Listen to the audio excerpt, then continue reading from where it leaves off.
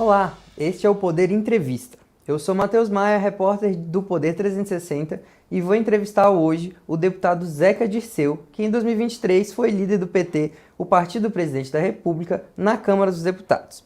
Zeca Dirceu tem 45 anos, é formado em Ciência da Computação, já foi prefeito por 2 mandatos de Cruzeiro do Oeste, no Paraná, é filho do ex-ministro petista José Dirceu e atualmente está em seu 4º mandato como deputado. Líder, muito obrigado por ter aceitado o nosso convite.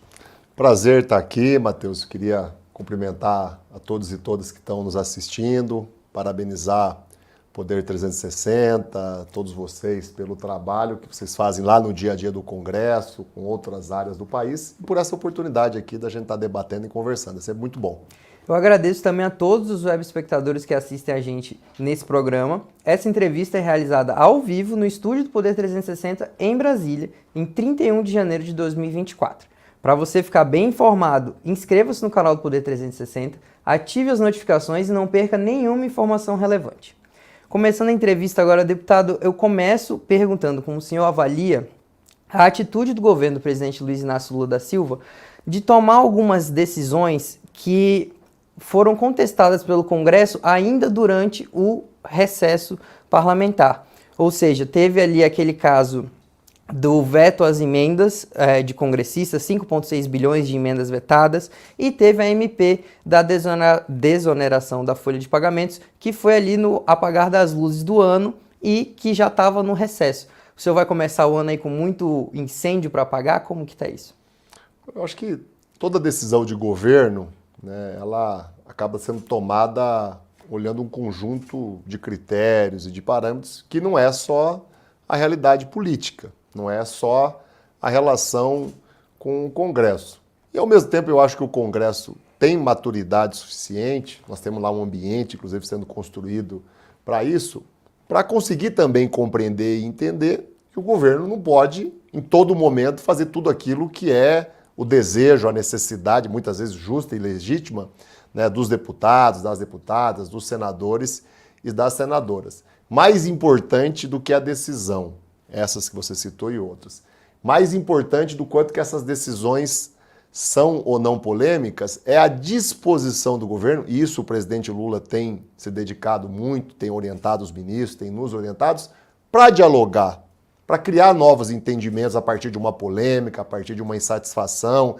Então, não é um governo que trabalha, por exemplo, na lógica do que a gente viu nos outros anos do governo anterior, que apostava no conflito, na ameaça, na tentativa de intimidação, de impor as coisas. O presidente Lula tem uma história desde o início da sua militância política, marcada pela negociação, pelo diálogo, pelo respeito, inclusive, a quem é e pensa diferente da gente. Então, qualquer problema que exista hoje, como já aconteceu nos que existiram no ano passado, ou qualquer novo embate entre o Congresso e o governo e o Congresso, ele vai ser superado. Quem está nos assistindo, quem está pensando em investir no país, quem hoje está precisando melhorar a sua condição de vida, pode ter essa garantia, essa certeza. Nós vamos conseguir superar as adversidades, as diferenças, os conflitos, dialogando, conversando e negociando. E quando você negocia, o governo pode, inclusive, vetar muitas vezes um projeto com essa intenção, você quer dar um sinal, mas chamar quem tem aquela decisão, aquele vontade, ou quem ajudou a aprovar aquele projeto que foi vetado, para uma conversa nova, que você estabeleça novos parâmetros, que às vezes você chega no meio termo, que é bom para todo mundo e que tem que ser bom para o país, tem que ser bom para quem está desempregado, tem que ser bom para quem quer gerar emprego, tem que ser bom para quem está investindo no Brasil. Então eu tenho uma confiança muito grande no que a gente construiu no ano passado de relação política, no amadurecimento de uma relação que muitas vezes era nova, porque muitos atores estavam em posições distintas, né, no governo anterior, e tenho muita confiança na capacidade do presidente Lula de liderar isso. E nos momentos decisivos, ele fez isso depois da vitória, durante a transição, ele fez isso ao longo do ano passado inteirinho, nos momentos decisivos, ele foi para a linha de frente da negociação, da articulação política. Quando for necessário, ele vai fazer isso de novo e a gente vai chegar a um bom termo, que seja bom para o governo, seja bom para o Congresso, mas seja principalmente bom para o país. Agora, líder, o senhor falou que muitas vezes o governo toma essas decisões pensando já no próximo passo, que é a negociação com o Congresso, e que o governo tem resolvido suas questões negociando. A gente imagina que essas negociações não vão começar segunda-feira, quando começa o ano legislativo. Então daí eu pergunto para o senhor já conversou com o presidente da Câmara dos Deputados, Arthur Lira, sobre esses assuntos? Como que eles devem ser tratados em 2024? Tem já alguma ideia de como que vai ser o desfecho? Olha, eu conversei com o presidente da Câmara, Arthur Lira, né, essa semana, como conversei em todas as semanas anteriores, né? Tive conversando também com o ministro da Articulação Política, o Alexandre Padilha, conversei com o líder do governo na Câmara, o José Guimarães, conversei com outros deputados e deputadas da nossa bancada. O que eu sinto hoje não é muito diferente do que a gente viveu no ano passado. Vai ser sempre um período ali, uma negociação difícil, às vezes turbulenta, às vezes polêmica, mas vai se chegar a boas decisões, né? Muito se fala, né, dessa rivalidade, dessas diferenças entre governo e Congresso. Muito se fala, né, de críticas à articulação, à maneira como o governo conduz a política. Mas quando você olha o saldo do ano passado, que é o que a gente tem para olhar, da quantidade de coisas importantes que foram aprovadas no Congresso, o saldo é muito positivo. Então, os dois lados cumpriram o seu papel, o Congresso e o governo. O Judiciário, de outro prisma, de uma outra forma, também cumpriu o seu papel, deu a sua contribuição ao país, né? Só da gente ter aprovado, por exemplo, a reforma tributária, que esperou 30, 40 anos, né, e é um fato histórico, inédito, que agora vai ter que ser regulamentada, a gente teve ali uma decisão de grande relevância.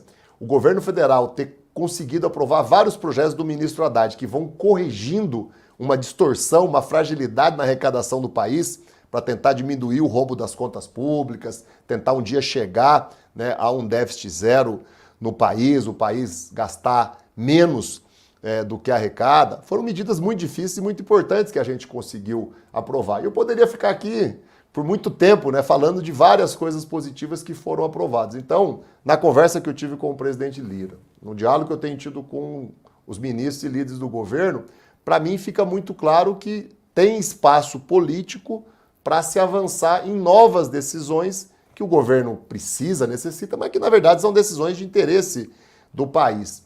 O Congresso, né, os líderes, o presidente da Câmara, querer ter influência nas decisões políticas, querer influenciar na execução do orçamento, querer ocupar espaços de poder, não pode jamais ser encarado como algo absurdo, como algo inusitado. Sempre foi assim aqui no Brasil, é só pegar todos os governos desde da redemocratização. Não teve nenhum que esse jogo não foi jogado. Se a gente olhar como acontece no resto do mundo, onde tem democracia, a relação ela é assim, né? Até porque o Congresso é uma instância de representação da população, do eleitor, é a instância, do ponto de vista federal, mais direta de representação. Então não é absurdo, não é inédito, não é nenhuma novidade, né, o Congresso querer e poder influenciar nas decisões. Claro que isso não pode ser exagerado, claro que tem que ter certos limites. Eu acho que os dois lados estão conseguindo compreender um pouco esses limites. Eu acho que o ano de 2024, que a gente está só começando, ele vai ser muito melhor do que foi o ano de 2023, apesar de a gente ter os mesmos problemas. Mas por quê? Porque agora há uma experiência de relação maior, o governo, por exemplo, já está com o seu próprio orçamento, já está com os ministros organizados, com a casa praticamente colocada em ordem, então o país vai funcionar melhor também. Então eu saí da conversa com o presidente Lira otimista, animado, apesar de uma série de relatos que ele fez, de críticas, de problemas que já existiam no ano passado e continuam existindo esse ano. Líder, o senhor fala de negociar para alcançar um meio termo. No caso da desoneração da folha, que tipo de meio termo poderia acontecer? O senhor não acha que o Congresso vai bater o pé para manter a desoneração para os 17 setores ou o senhor vê isso mudando? A desoneração não pode ser eterna.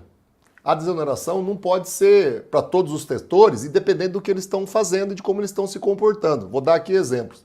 Tem um determinado setor da economia do país que está deliberadamente reduzindo os seus investimentos, gerando menos emprego, contribuindo menos com a riqueza, com a arrecadação do país, que é importante para poder continuar ampliando dinheiro da saúde, da educação, melhorando os programas que melhoram a vida das pessoas. Por que esse segmento vai continuar tendo um privilégio, um benefício? Então eu acho que o veto que foi feito pelo governo, eu nem estive lá defendendo ele, sendo a favor dele, ele vai ter, no mínimo, esse papel pedagógico da gente poder debater um pouco mais o assunto. Né? O governo ele precisa fazer frente às necessidades que a população tem, de mais investimento na saúde, na educação, de retomar um programa como Minha Casa Minha Vida. Quantas pessoas estão nos assistindo e querem deixar de pagar o aluguel e poder ter a sua própria casa? Para fazer frente a isso, que não é um desejo meu, um desejo apenas do presidente Lula, é um desejo da população, uma necessidade digna de vida, tem que ter receita, tem que ter arrecadação. Né? E não pode ter um governo com uma postura de abrir mão de arrecadação, como veio sendo feito em relação à desoneração, né, ao longo dos últimos tempos. A desoneração ela tem virtudes, ela aponta dentro de determinadas necessidades a sua existência, mas ao mesmo tempo ela necessita de aperfeiçoamentos, ela tem fragilidades, algumas coisas não se justificam. Então eu acho que nesses próximos dias o país vai poder entender melhor isso, nós vamos poder argumentar e pode ser que essa parte do Congresso, por exemplo, que não quer nem conversar sobre esse assunto, comece a repensar a decisão que nós tomamos recentemente, né, aprovando a manutenção da desoneração por mais tanto tempo. Agora, líder, o senhor botou como um dos pontos positivos do ano passado no Congresso a aprovação de vários projetos ali encabeçados pelo ministro da Fazenda, Fernando Haddad, de aumentar a arrecadação, melhorar o clima fiscal do país e tal. Mas tem uma ala do seu partido, do Partido dos Trabalhadores, que ainda é contra essa insistência do Haddad em falar da meta de déficit zero, de brigar pela meta de déficit zero. Eu queria entender o que o senhor acha disso e se esse ano, em 2024, a gente vai poder ver a bancada do PT apoiando esses projetos para aumentar a arrecadação, para mudar taxação de grupos que hoje não são taxados. Como que o senhor vai ver, como que a gente vai ver o PT atuando nesse 2024? Olha, eu primeiro estou muito satisfeito com o comportamento que a bancada teve, tanto da federação, do PV, do PCdoB, como do PT. Né? Dos nossos 68 deputados, pode ter tido 1, 2, no máximo 3, que destoaram, fizeram alguma crítica pública. O ministro Haddad, as decisões acertadas da política econômica, que reduziram a inflação, estão possibilitando reduzir juros, né? A gente teve redução agora nessa semana. As políticas acertadas do Haddad que retomaram a geração de emprego recorde no país, né? O Brasil nunca atingiu essa marca de 100 milhões de pessoas ocupadas. O desemprego há muito tempo não era tão baixo, acho que desde 2012 o desemprego não era tão baixo. Em todas essas medidas que levaram a essas consequências positivas para o país, o Haddad teve todo o apoio da nossa bancada. Nós nunca titubeamos. O PT, a maneira como a direção trata disso, é um outro departamento. Né? Eu estou lá na executiva do PT, coloco as minhas posições, sou do Diretório Nacional há muito tempo, mas a bancada e o partido muitas vezes acaba interagindo com o governo, com a imprensa, com as notícias, de forma muito distintas. Eu sou contra, mas respeito quem faz, né, qualquer tipo de crítica pública, porque ela não é necessária você fazer a um integrante do governo, que é do nosso presidente, que é do PT, quanto mais fazer essa crítica pública a um ministro que é do PT e com a qualidade, o histórico já comprovado de lealdade e competência, como é o caso do Haddad. Então eu não acho razoável crítica, nunca fiz, porque a gente tem também um ambiente para fazer ela de forma reservada. Todas as vezes que a gente precisou, o Haddad reuniu a bancada. Muitas vezes ele nos procurou, nos convidou para ir até o Ministério para fazer o debate, para ouvir críticas, para ouvir sugestões. Ele fez isso, inclusive, com os outros partidos, fez com o presidente da Câmara, fez com o presidente do Congresso, fez com os líderes. Então, ou seja, qualquer líder político e qualquer liderança do PT teve oportunidade várias vezes de diretamente, seja para o Haddad ou para o outro ministro, de fazer a crítica. Por que fazer a crítica de público? Como eu falei, eu respeito quem faz, é do direito, né? Mas eu não segui essa postura e não vi na nossa bancada ninguém com esse tipo de desejo, como eu falei, salvo uma ou outra exceção. Líder, o governo tem colocado muita expectativa em cima do Congresso para aprovar justamente esses projetos que o senhor listou aí, de aumentar a arrecadação, taxar pessoas que não eram taxadas antes, mas tem muita gente criticando o governo, pessoas da oposição, especialistas, no sentido do corte de gastos. O senhor que está dentro do governo e da bancada, o senhor vê algum movimento do governo na direção de corte de gastos? Falar de corte de gastos muitas vezes soa bonito, né? Agora, quando a gente vai ver a realidade da vida do país, não há espaço para isso. A vida das pessoas continua muito difícil, né? O país continua muito dependente de investimentos e de iniciativas do poder público. Então você tem que ter orçamento para isso. Se você começar a cortar para tentar chegar numa conta rápida de um déficit zero, você vai estar tirando dinheiro da saúde. A pessoa vai chegar lá no posto de saúde e não vai ter medicamento. A pessoa vai precisar de um tratamento oncológico para curar um câncer, não vai ter lá o hospital para fazer esse tratamento. Se você começar a cortar, daqui a pouco as universidades não vão estar mais cumprindo seu papel na pesquisa, na ciência, tecnologia, inovação, que qualquer país do mundo precisa para continuar gerando emprego, para continuar progredindo. Então, falar em corte, né, significa, e é falar em criar situações que vão gerar na população um estado de dificuldade ainda maior do que as pessoas estão vivendo e vão talvez travar essa retomada do crescimento, do emprego que o país está tendo e que muitas vezes foi por iniciativa do governo, de uma ação do poder público. Então, eu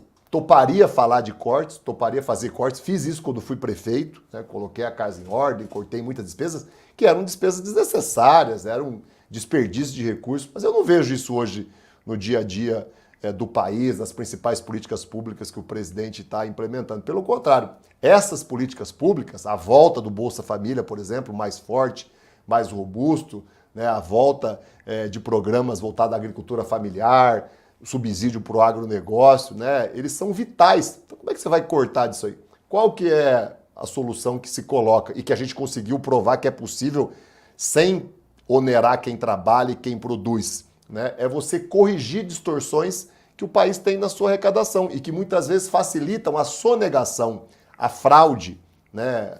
O desvio de finalidade do pagamento de imposto e do recurso público. Então eu acho que ainda tem um espaço a mais esse ano para fazer isso e aí as contas do país vão se equilibrando.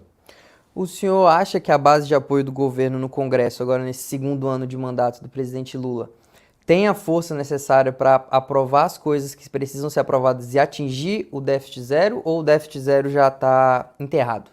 Eu acho que não tem que ter agonia em relação ao déficit zero. A gente não pode nem considerar que ele está enterrado e nem considerar que ele deve ser a grande referência nossa para tomar qualquer tipo de decisão. Ele não é tão importante como muitas vezes se pinta, apesar dele ter, claro, a importância no que diz respeito às contas do país. Eu tenho uma avaliação que o ambiente político vai melhorar. Primeiro, vamos ter uma disputa, uma eleição municipal, onde muitos atores vão, inclusive da oposição, né, focar suas energias nisso. Né? A gente acumulou no ano passado uma experiência das próprias relações entre o Congresso, as suas figuras, os seus líderes, o governo, os seus ministros, que hoje nós temos a experiência da relação que a gente não tinha em janeiro do ano passado, a gente não tinha em fevereiro. Então foi muito mais difícil. Então eu estou otimista, sabedor dos problemas, sabedor das dificuldades que ocorreram no ano passado e que vão ocorrer esse ano, mas eu acho que só o acúmulo da experiência, né, só o fato da gente ter um ano com as coisas no país mais calmas, mais organizado, não vamos ter um outro 8 de janeiro. O que aconteceu no ano passado, o que aconteceu no 8 de janeiro, gerou muito estresse, gerou muita instabilidade, gerou muita dúvida, muito conflito. Eu acho que esse vai ser um ano mais calmo. E o ano ser mais calmo, a gente ter paciência, muitas vezes ceder em algumas coisas que a gente até não poderia ceder, mas para ter um ambiente político melhor, não é importante só para o governo, não é importante só para a classe política, é importante para o país, para o ambiente de negócio ser favorável, para quem está fora, os investidores, como fizeram no ano passado, apostar no Brasil. O Brasil foi o segundo destino no mundo todo para investimento internacional. Entre outras coisas, por que aconteceu isso? Porque a gente foi acalmando as coisas aqui. O presidente Lula, antes de começar o governo, colocou lá a marca que ele queria, união e reconstrução. Quando ele decide fazer isso, conversar inclusive com governadores que estão na oposição, respeitar eles, conversar com prefeitos que tiveram na campanha do nosso adversário a presidente, ele não faz isso só por uma concepção pessoal, a gente não faz isso só por uma estratégia de comunicação, é porque a gente sabe que para o país, para os negócios dar certo, para a economia crescer, para o Brasil ser respeitado muito afora, essa unidade e esse mínimo de estabilidade, de previsibilidade, ele é indispensável. Então o país ganha com isso. A gente faz muitas vezes um esforço até que é desgastante, né, de ouvir um desaforo, de conviver com quem gosta ou não gosta da gente, né, pensando nessa perspectiva maior de criar um ambiente no país. O Brasil, né, chegou em 2012, 2013, a sua menor taxa de desemprego da história, o nível de emprego, a quantidade de empregos gerados por ano, em alguns anos passou de 2 milhões de carteiras assinadas, chegou quase perto de 3 milhões. Foi só começar a confusão, tumulto, aquelas primeiras manifestações de 2013, depois o impeachment de 2015, que a coisa desandou. Né? Nem um empresário, nem um investidor, né? Nem um grande produtor rural ou mesmo pequeno, ele se encoraja a fazer investimentos, a gerar emprego, se ele vê que a classe política está se matando, ninguém sabe quem vai ser amanhã o ministro, ninguém sabe quem vai ser amanhã, quem vai liderar os processos. Eu acho que no ano passado, e a gente vai dar sequência desse ano, a gente conseguiu criar uma estabilidade, uma previsibilidade que é boa para o país. Não é boa só para a política, não é boa só para o presidente Lula. Líder, pegando esse seu gancho de conversar, de dialogar mesmo com a oposição, que é melhor para o Brasil, eu queria saber a sua opinião e a opinião da sua bancada que o senhor representa sobre projetos, por exemplo, que vão ter andamento esse ano, que limitam os poderes do STF, uma reforma administrativa também está por aí pintando. Como que o PT e a base de apoio do governo como um todo o senhor acha que há espaço para ceder nesses temas, por exemplo? Não, nós somos contra a reforma administrativa. Eu entendo, grande parte da nossa bancada entende que isso não é uma prioridade para o país. Não que não seja uma tarefa que num futuro possa se discutir e se tratar, mas hoje as prioridades são outras.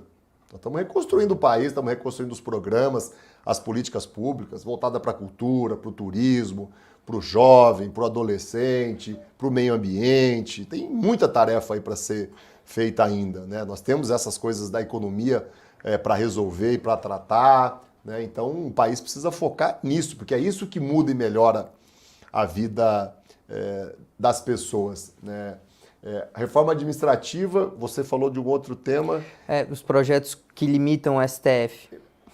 Olha, a classe política, o Congresso que seja, uma parte dele, né, achar que é prioridade do país ficar lá fustigando o STF, ficar lá polemizando com o STF, isso só interessa a uma meia dúzia, não é nem a todos dos bolsonaristas, né, que não tem mais o que fazer no país, não tem mais um discurso, não tem mais uma ação efetiva que possa ser apresentada à população. Então eles vivem ainda do passado, das polêmicas que existiam no outro governo e dessa tese falsa, mentirosa, né, de que há conspirações, de que há orquestrações de poderes contra um determinado segmento.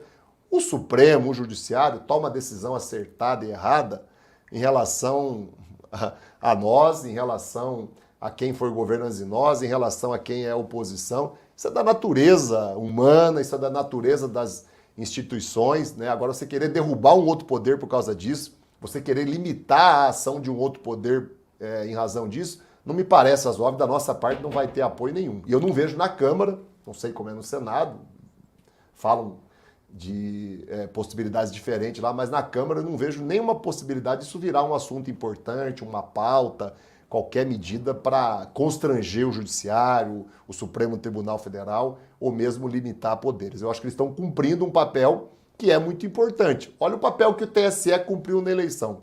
Se não fosse o TSE, o que teria acontecido com o país? Nós teríamos talvez voltado para uma ditadura. Nós estaríamos diante de uma instabilidade aqui sem fim. Até hoje ninguém saberia o real resultado da eleição. Olha a postura e a importância que teve a iniciativa do Supremo de se somar, né, ao Legislativo, ao Executivo, os três poderes, para enfrentar o 8 de janeiro, enfrentar os golpistas e preservar a democracia. Então há também muitas qualidades, há também muitos acertos que a gente precisa ponderar na hora que esse tema aparece como uma prioridade. Para mim não é uma prioridade. Entendi. Líder, ainda falando sobre essa relação da oposição e do governo, tem uma coisa que, para quem está nos assistindo aqui, eu vou explicar rapidamente, que é a Comissão de Constituição e Justiça da Câmara, que é a comissão mais importante da Câmara, que basicamente quase todos os projetos importantes passam por lá, e que lá em 2023, quando começou a legislatura, teve um acordo com vários partidos, inclusive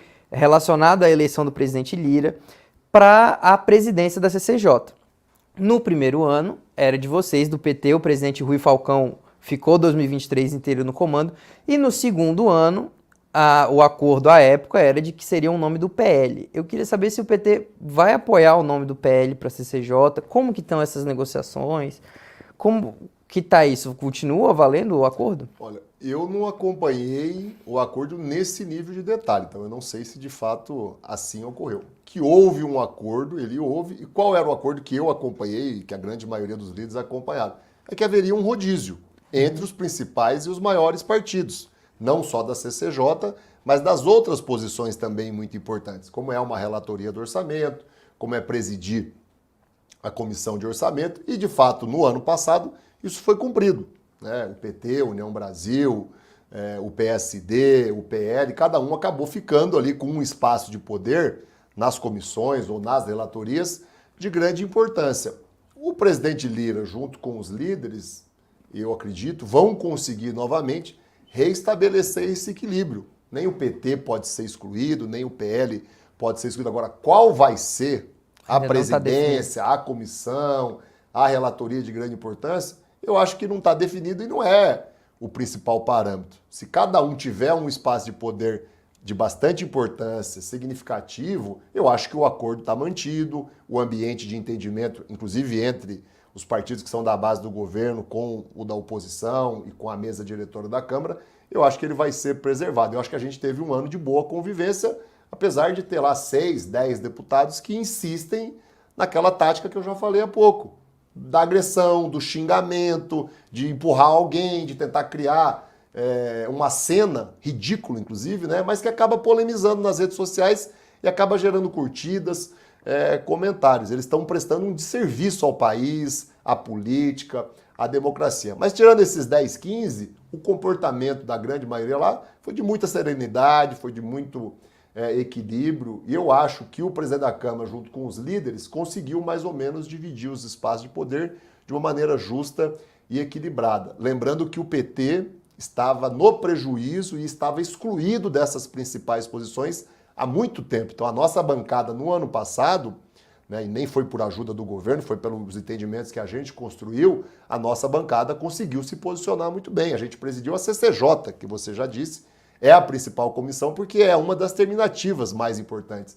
A outra terminativa, são só duas, é a Finanças e Tributação, que nós presidimos também, né? Foi o deputado Rui Falcão na CCJ, o deputado Paulo Guedes de Finanças e Tributação. Nós voltamos a presidir duas comissões que são históricas para o PT, para os nossos filiados, que é a do Trabalho, teve lá o deputado Ayrton Faleiro, e a de Direitos Humanos com a deputada Luiziane, que é lá do PT do Ceará, né? E ocupamos os espaços da mesa, né? Com a Maria do Rosário, né? Na segunda secretaria, o deputado Gilmar Tato como secretário de comunicação da Câmara, a deputada Ana Paula Lima como secretária da Infância, né? A deputada Benedita, eleita, né? Virou a secretária, a coordenadora de toda a bancada feminina, de todos os partidos da Câmara. Eu devo estar esquecendo aqui de algum outro espaço, mas a gente conseguiu voltar com a bancada de 68 deputados, a segunda maior da Câmara, a ter um protagonismo que é do nosso tamanho. É isso que nós vamos brigar novamente e exigir nesse ano. E eu acho que o PL está no papel dele de também querer ter um espaço relevante, porque é uma bancada de 99 deputados e que tem, inclusive, deputados que estão ajudando a gente nos temas que não são só de governo, mas são de governo, mas são temas de interesse do país. Teve lá sempre 15, 20, chegou a ter 30 deputados do PL votando a favor de algumas questões que eu considero muito importantes para o país. Então, eles merecem ter um nível ali de espaço, de respeito, né, dentro do acordo que foi feito. Agora, se tinha nesse detalhamento a CCJ, eu realmente não participei. Líder, já indo para o final da nossa entrevista aqui, o senhor elogiou bastante o desempenho do governo do presidente Lula nesse primeiro ano de mandato no Congresso. Mas como o senhor também bem disse algumas vezes ao longo da nossa entrevista, não foi sem atropelos, dificuldades e tal. E entre os congressistas de oposição e até mesmo da base, uma crítica que surge sempre é ao ministro Padilha, que é quem toma conta dessa área no governo de articulação com o Congresso. Como que o senhor avalia esse primeiro ano do Padilha na frente da articulação política do Lula? Olha, eu sou amigo do ministro Padilha, conheço ele há mais de 20 anos, quando eu era garoto ainda frequentava o PT em São Paulo, frequentava Brasília.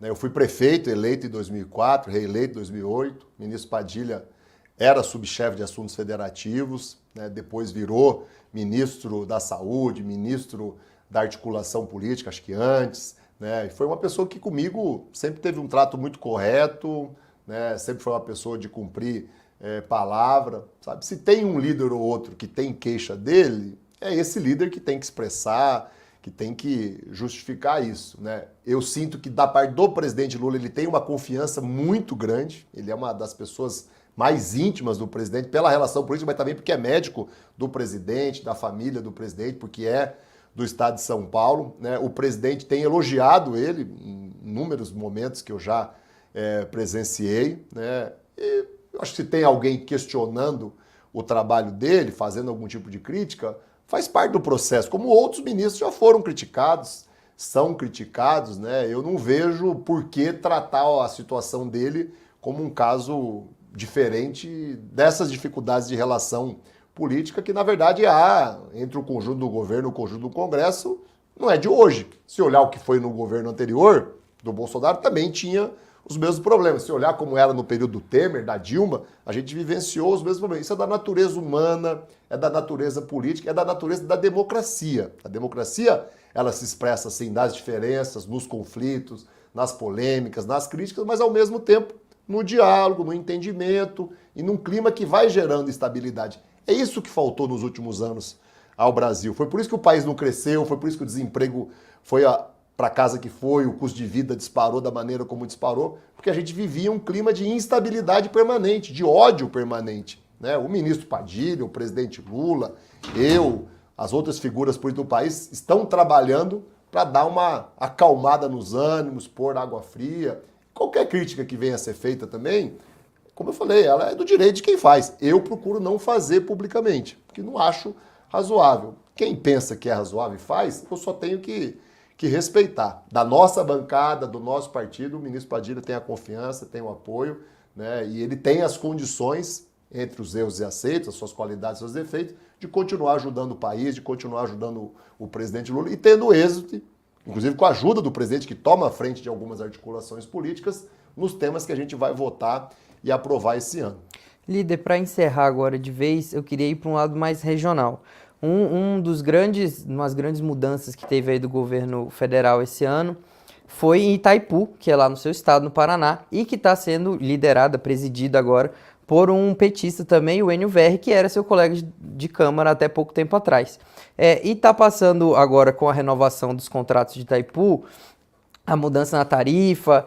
Está tendo um impasse entre o Brasil e o Paraguai. O senhor que é muito interessado por causa do Estado, das questões do Estado, como que o senhor acompanha esse caso e qual que o senhor espera que seja o desfecho? Será que vai aumentar a conta de luz?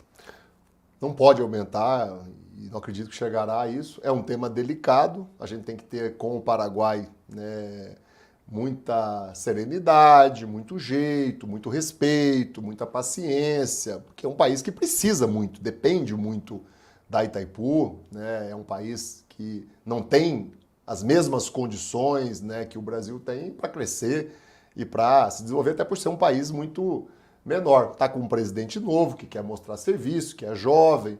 O Enio vai saber conduzir bem isso, o presidente Lula está ajudando também na condução. O Paraguai vai saber entender também que o Brasil tem certos limites para poder ajudar o Paraguai e vai chegar num bom termo. Talvez demore um pouquinho mais do que seria o razoável, já demorou, mas aí, como eu falei, é da natureza das relações democráticas, das relações de respeito entre duas nações, entre dois países que têm a sua autonomia e que têm uma usina em conjunto que é muito exitosa, que é de muito sucesso, né? O Enio foi o nosso líder aqui, teve o meu apoio quando foi líder, né, me apoiou quando eu me apresentei, né, o meu nome para ser líder da bancada no final de 2022, ele ainda era deputado federal. A gente tem uma excelente realização e está fazendo um trabalho pela Itaipu fantástico, né? Pela primeira vez na história, a Itaipu está levando melhorias para a vida das pessoas, investimentos, obras, programas para todos os municípios do Paraná, para 30, 40 municípios, também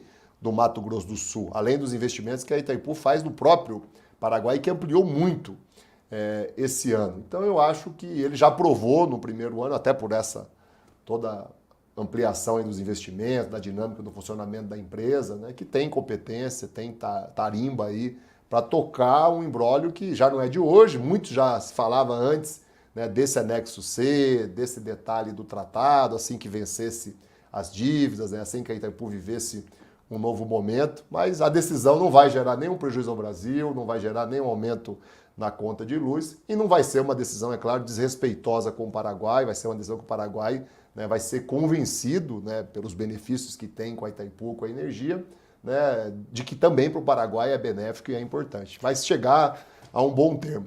Líder, não posso deixar de perguntar, já que o senhor falou de empresa da área de Minas, Energia e tal, na semana passada o seu partido fez um movimento para tentar que o ex-ministro Guido Mantega fizesse parte do conselho administrativo da Vale, que hoje é uma empresa privada, já foi pública, hoje é uma empresa privada. O senhor viu interferência ou só achou que foi exagero da oposição? Então, primeiro que o movimento é legítimo. O governo é sócio da Vale, tem ações da Vale, né? Inclusive os governos anteriores, né, tiraram um espaço maior ainda, né, de parceria que o governo tinha com a Vale, de poder de influência, né? O governo, o partido, as nossas lideranças, ministros, né, querer influir mais numa empresa que tem participação estatal é legítimo, é natural, já acontece em outras empresas, já aconteceu em outros governos. O Mantega é uma pessoa que já foi ministro da Economia, testado, preparado, uma pessoa muito competente e capaz. É claro que é uma decisão que não cabe só a nós, depende de uma série de fatores, dos outros acionistas, dos próprios aspectos legais. Eu confesso que não acompanhei muito de perto essa temática, não tive em reuniões, não tratei do assunto. Então, o que eu posso dizer é que o movimento ele é legítimo. Agora, as razões, né, do quanto que avançou ou não avançou, do êxito ou não, né, eu acabei não acompanhando. Bom, gente, chega ao fim esta edição do Poder Entrevista. Em nome do Jornal Digital Poder 360, eu agradeço ao deputado Zeca Dirceu. E também agradeço a todos os web espectadores que assistiram a este programa. Essa entrevista foi realizada ao vivo no estúdio do Poder 360 aqui em Brasília, em 31 de janeiro de 2024. E lembre-se sempre que para ficar bem informado, tem que se inscrever no canal do Poder 360, ativar as notificações e não perder nenhuma informação relevante. Muito obrigado e até a próxima, deputado. Poder Monitor, a ferramenta mais completa para monitorar os 3 poderes. Acesse agora poder.cc/monitor e ganhe 30 dias grátis.